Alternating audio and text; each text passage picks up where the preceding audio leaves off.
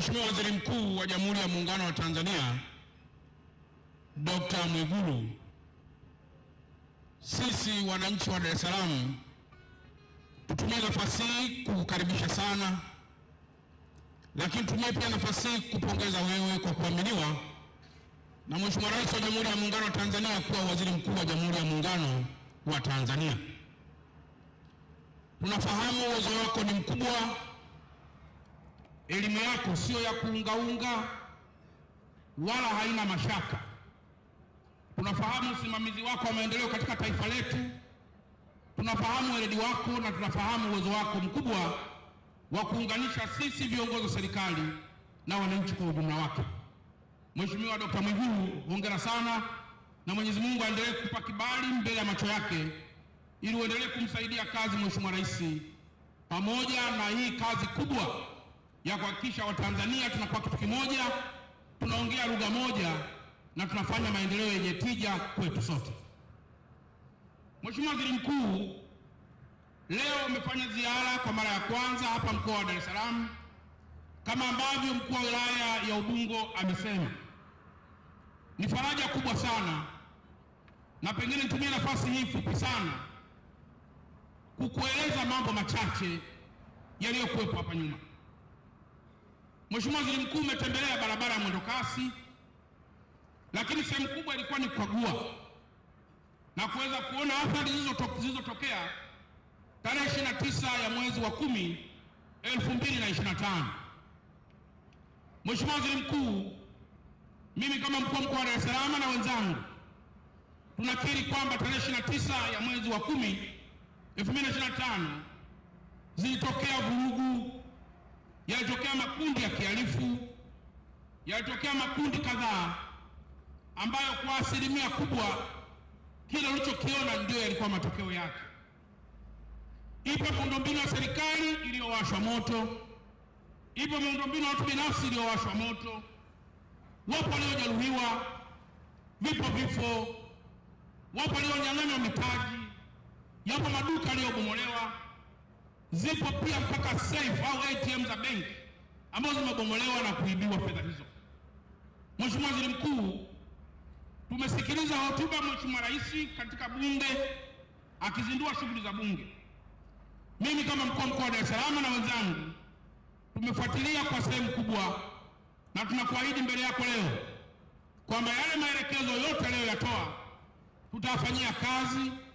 Tutaendelea kuunganisha wana Dar es Salaam na tutaendelea kuhubiri dhana ya amani ambayo itakapovurugika kama ambavyo tuliona kidogo inakuwa ni janga na inakuwa ni jambo kubwa mno.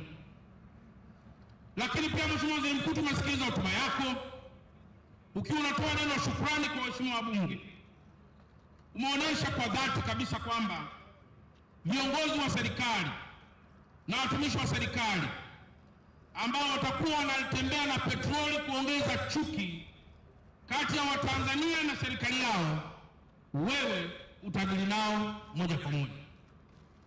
Mheshimiwa Waziri Mkuu, ni kweli kwamba wananchi yapo mambo ambayo wanachukia, na mambo ambayo wanachukia Mheshimiwa Waziri Mkuu, wengine huwa wanaweza kuyaongea na wengine huwa hawawezi kuyaongea. Kwa mfano, Mheshimiwa Waziri Mkuu, serikali imetoa kipaumbele kwa makundi maalum ya wanawake, vijana pamoja na watu wenye ulemavu. Mwananchi anakwenda kwa ajili ya kupata mkopo, anazungushwa siku ya kwanza, anazungushwa siku ya pili, anaomba rushwa, mkopo nao hapati. Huyu mwananchi kwa ujumla lazima ataichukia serikali. Na maelekezo haya Mheshimiwa Waziri Mkuu yapo kwetu wenyewe kama viongozi wa serikali, kwamba sisi lazima tusimame kidete kuhakikisha Mtanzania huyu na mwana Dar es Salaam haichukii serikali kwa kukutana kiongozi mwenye hofu ya Mungu na ambaye pia atashughulikia matatizo ya Tanzania na Dar es Salaam hawa pasipo rushwa wala bila majigambo. Hili naomba nikuthibitishie Mheshimiwa Waziri Mkuu kwamba mimi na wenzangu hapa Dar es Salaam lazima tujipange upya. Kama wapo Watanzania na Dar es Salaam wanaochukia serikali yao kwa sababu ya jambo hili la mikopo, na mimi kama mkuu wa mkoa chini ya Mheshimiwa Waziri wangu wa TAMISEMI, lazima na mimi nitabili nao moja kwa moja ili kuhakikisha faraja kwa Watanzania hawa inarudi kama ilivyokuwa. Lakini jambo jingine, Mheshimiwa Waziri Mkuu, unakuta Mtanzania wa Dar es Salaam, Mheshimiwa Rais ameshatoa fedha kwa ajili ya miradi ya maji, lakini hapa Ubungo kwa mfano, kila siku anaambiwa maji hamna. Wakati fulani bili inakuja kubwa na maji akiwa hamna, huyu mwana Dar es Salaam lazima ataichukia serikali. Mimi naomba nikuthibitishie Mheshimiwa Waziri Mkuu kwamba kama wapo watu wanaochukia serikali kwa sababu ya huduma hizi za maji mbovu, nimekwisha ongea na Mheshimiwa Waziri wangu wa maji kwamba zile data tunazozungumza kwenye vinywa vyetu kuhusu maji kwa wana Dar es Salaam ziwe ndio data halisi na watu waweze kupata maji. Nimemwambia Mheshimiwa Waziri, mimi najiandaa kwa miezi mitatu. Kama hali ya maji itaweza kuendelea kusumbua watu wa Dar es Salaam na wakaendelea kuichukia serikali, nitamfikishia waziri wangu wa TAMISEMI, atafikisha kwako na hawa wote ambao wanazembea kuweza kufanyiwa kazi ya msingi. Mheshimiwa Waziri Mkuu, kwenye hospitali na sehemu zinginezo wapo watu pia wanalalamika sana. Nimejibiwa vibaya na daktari, nimejibiwa vibaya na nesi, nimeomba rushwa na kadhalika. Nataka nikuthibitishie Mheshimiwa Waziri Mkuu, haya yote tutasimamia ili kuhakikisha yale malalamiko ya wenzetu yanafanywa kazi.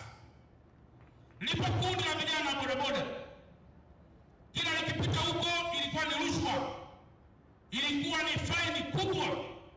Bodaboda ni ya shilingi $2,000,000, faini $3,000,000. Mheshimiwa Waziri Mkuu, mambo madogo madogo kama haya yanaweza pia kutuunganisha kati ya serikali na watu tunaowaongoza. Naomba pia nikuthibitishie kwamba mambo haya yote yatafanywa kazi katika mkoa wetu wa Dar es Salaam. Mheshimiwa Waziri Mkuu, niruhusu kwa muda dakika moja tu nikupe tu hadithi ndogo. Tarehe 29 ya mwezi wa 10 yupo dada mmoja yuko pale Kimara Baruti. Yeye huyu dada amemaliza chuo kikuu na alitafuta ajira akakosa, lakini baadaye akapata uwezo wa kupata mtaji, akaenda kufungua duka, akafungua na sehemu ya chakula, ameweka mtaji wake pale wasi chini ya $50,000,000. Lakini yule dada miaka 4 iliyopita aliolewa. Kwa bahati mbaya akapata mimba na akamiskeli, mtoto akafariki. Mheshimiwa Waziri Mkuu, yule dada alipata tatizo la kuwa na prolonged bleeding isiyopungua kwa miaka 3. Mume wake akamwacha, akawa na mikasa 3. Mtu mwanae amefariki, mumewe amemwacha na amepata madhara afya. Tarehe 29 duka lake na sehemu anayouza chakula ikawashwa moto. Akaja ofisini kwangu analia kwamba Mheshimiwa Mkuu wa Mkoa, sioni mbele wala sioni nyuma, nachokiona mbele yangu ni sumu iliyoweza kupotea katika ulimwengu.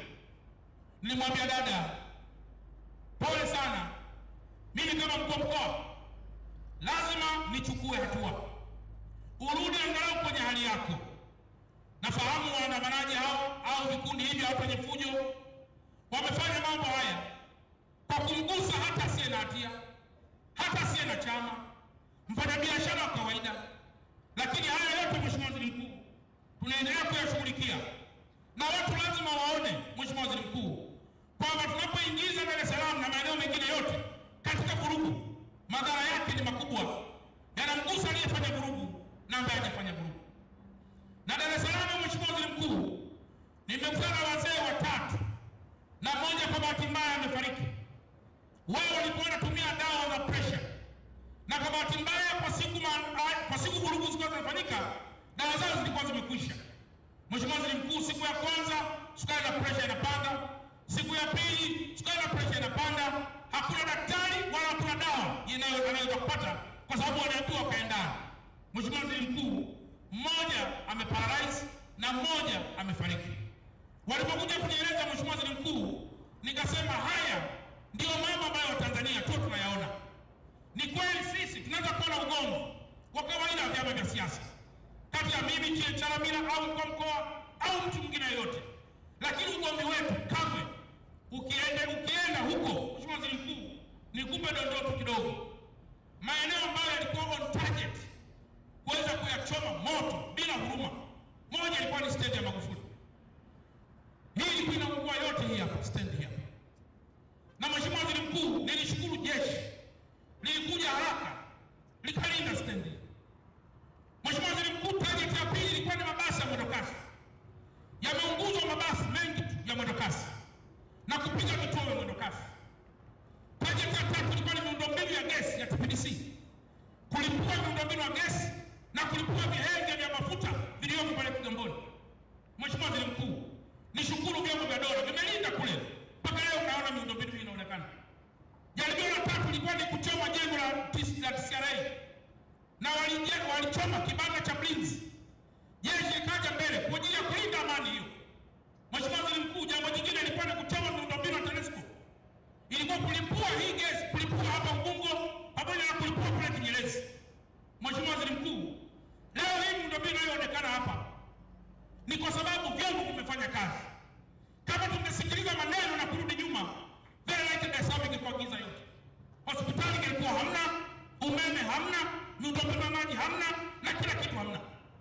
Kwa hiyo mimi nachoweza kusema hapa kwako Mheshimiwa Waziri Mkuu, kila mama aliyoko hapa na kila baba aliyoko hapa akamweleze mwanae madhara haya tunayofanya, madhara haya tunayoongea. Tugombane tunapoweza kugombana, lakini kamwe tusiendelee kuichoma nchi yetu wenyewe. Tukilipua nchi hii, lazima na sisi tutakufa. Itakuwa ni kufanya fujo, kama vile kukata mti tukiwa kwenye tawi la mti hiyo. Mwisho wa siku maendeleo ya taifa letu yatarudi nyuma na adui atapenya katikati ili sisi tuweze kufaidi katika maendeleo yetu. Mungu wa mbinguni atupe kibali. Tuendelee kusema na makundi mbalimbali, ili kila mmoja awe balozi wa amani hii. Kila mmoja awe balozi wa maendeleo yanayofanyika katika taifa letu. Na mwisho, kila mmoja asikilize mawaidha ya viongozi wetu. Nilimsikiliza pia kiongozi wa dini ya Kiislamu. Alisema tupo tayari kukata vichwa. Mimi naomba nionye pia hapa, tusifike huko ndugu zangu viongozi wa dini. Tuwe ni watu tunaoadilisha, tunaokemea. Kama tusiweke petroli katika haya ambayo yanatokea na madhara yake akaja kwa makubwa. Jamhuri ya Muungano wa Tanzania. Baada ya kusema haya, Mheshimiwa Waziri Mkuu, nimwombe Mheshimiwa Waziri wa TAMISEMI aje azungumze hapa na kukaribisha wewe Mheshimiwa Waziri Mkuu uweze kutupa maelekezo.